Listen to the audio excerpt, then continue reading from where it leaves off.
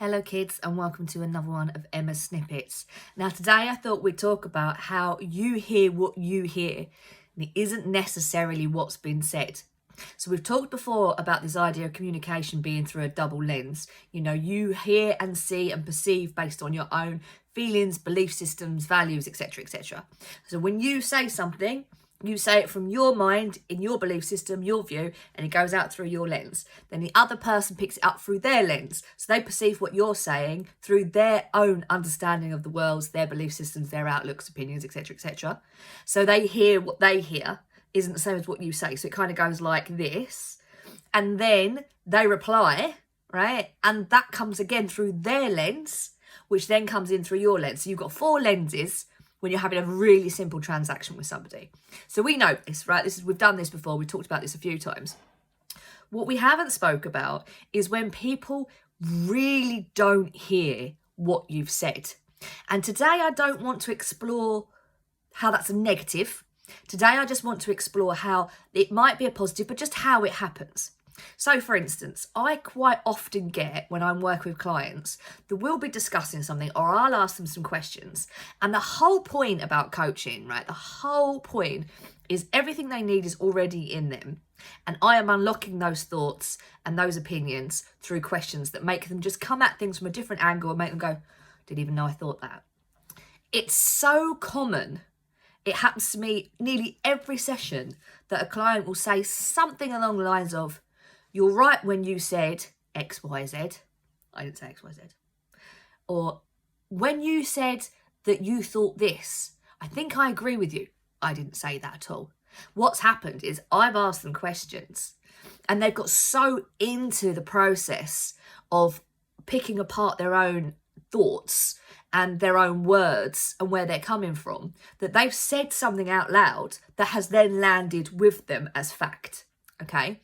Now, if I let that get in the way of my ego, I would be a shit coach. I have definitely lost potential clients because I've had clients say to me things like, I told my wife, or I told so-and-so in the office, or I told my boyfriend that you said this about them.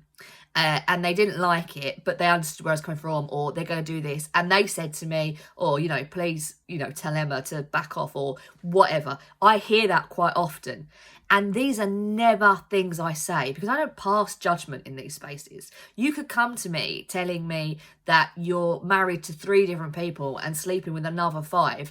I wouldn't bite an eyelid. All that matters to me is how you feel, what you deem as important, what you feel guilty about, what you need to process, etc, etc. Okay, so I don't pass comment or judgment in that space. What I do is ask questions to make that person think of how the other person might feel if that feels appropriate in the moment. But the point remains, they've taken something they've said, whether it be what they already thought or a new realisation, and imprinted it on themselves as something that I've told them. Now, I can't sit here and say, you're wrong. That's not what I said. That's not what I said. I didn't say that. I can't do that because really it's immaterial, right? What I've said and what I've not said. All that matters is the client. I'm in that space with them. How they get to wherever they get to is up to them.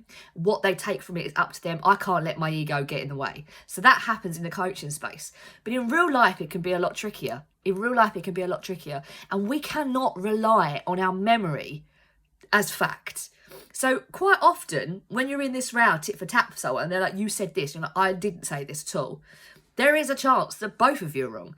Perhaps you said a version of, right? And you don't recall that because that's not how you expressed it. That's not what you meant to say.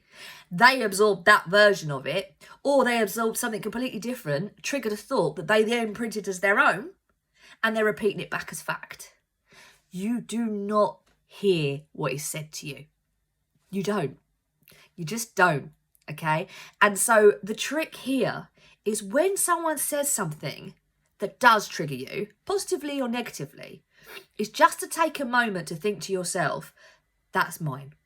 That's mine to own. However you feel about it, however you take it, that's yours to own. Let's say they are being a dick. Let's say they have said something spiteful to get under your skin on purpose because they're being a dick. Let's just say the fact that it's triggered you, the fact that it's upset you is yours to own. Now, it might be because you're in really close proximity with that person. Perhaps they're a partner or family member or blah, blah, blah, blah, or a boss. And so you're more sensitive to their opinion. Okay, right? Completely understandable. I'm not saying you're wrong for it.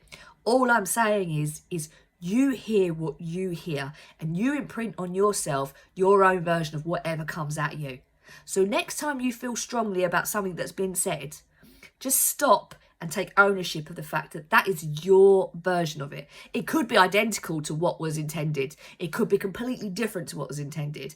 That makes no difference. That's by the by of this conversation. All I want you to understand is that you imprint yourself what you think you've heard and your own interpretation. And when you're in somewhere like a coaching space, sometimes that can be completely out of the blue. And these people I work with, they're serious people. They're not messing me about. They're not gaslighting me. They're not taking the piss. That's genuinely how they've processed that. And I'm cool with it because at the end of the day, I'm serving them. And that's all that matters in that space. But it's worth thinking about. And I just thought it's really, really interesting. So worth chatting about. Got any thoughts on it? Let me know. Otherwise, snippy out. Ciao, kids.